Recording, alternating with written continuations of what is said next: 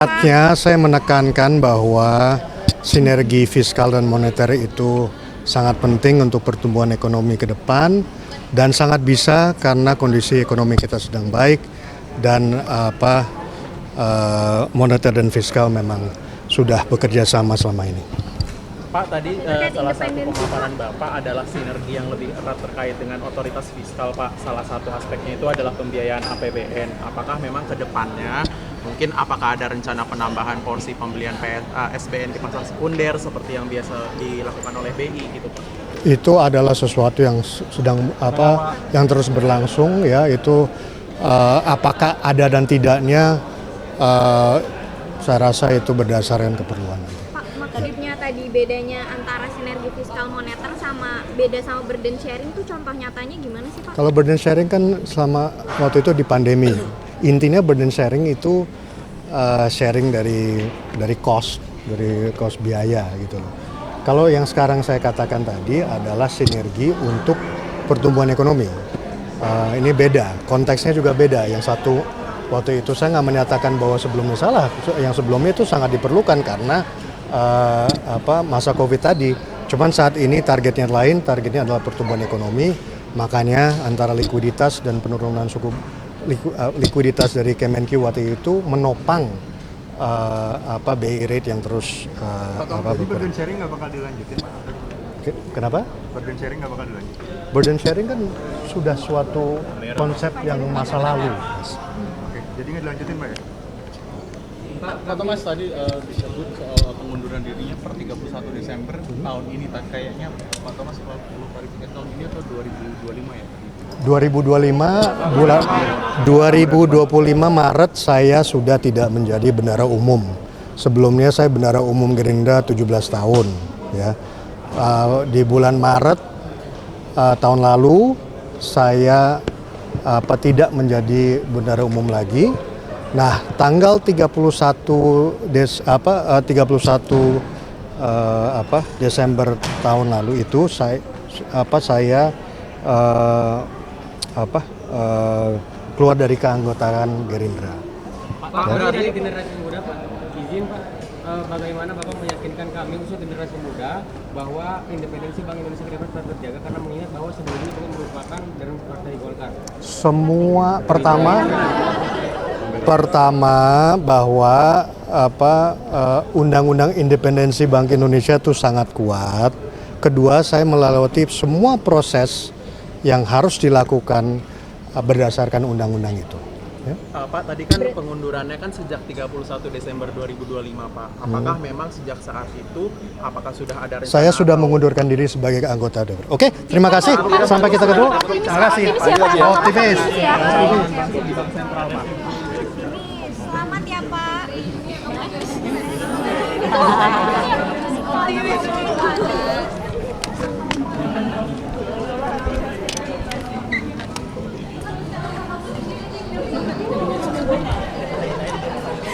Assalamualaikum warahmatullahi wabarakatuh.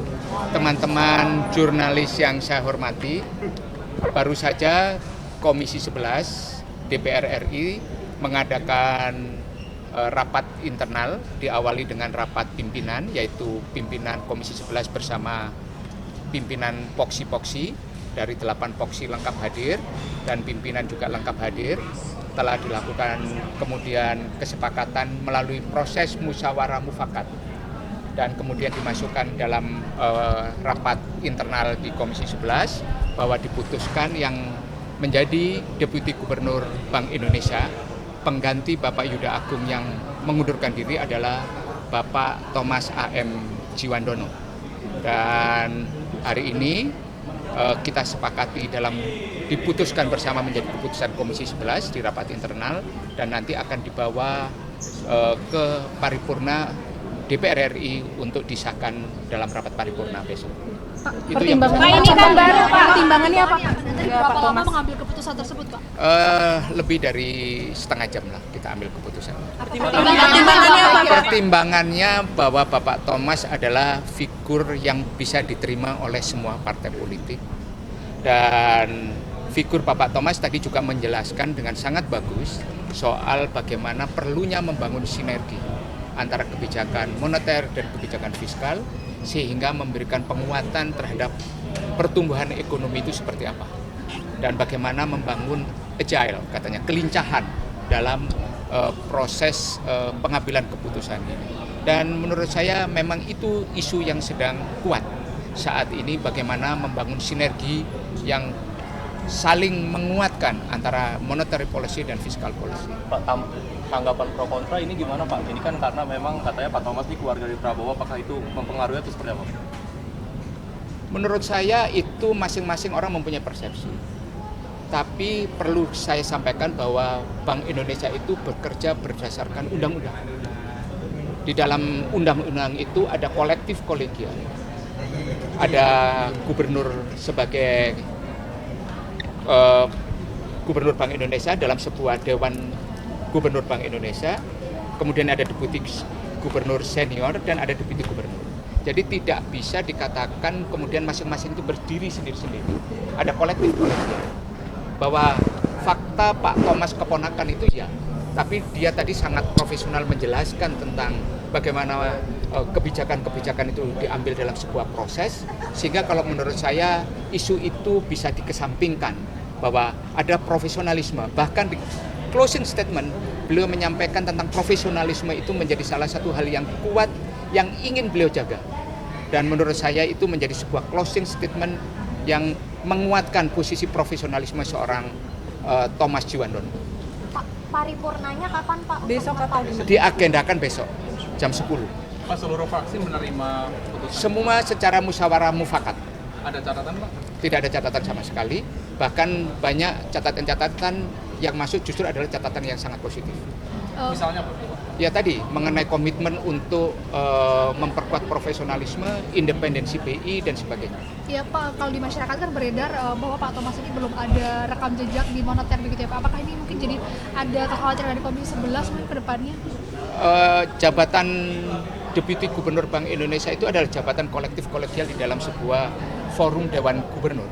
Jadi menurut saya pengalaman di monetary policy itu bisa diperkuat ketika Pak Thomas itu mempunyai pengalaman di fiscal policy. Jadi saling melengkapi.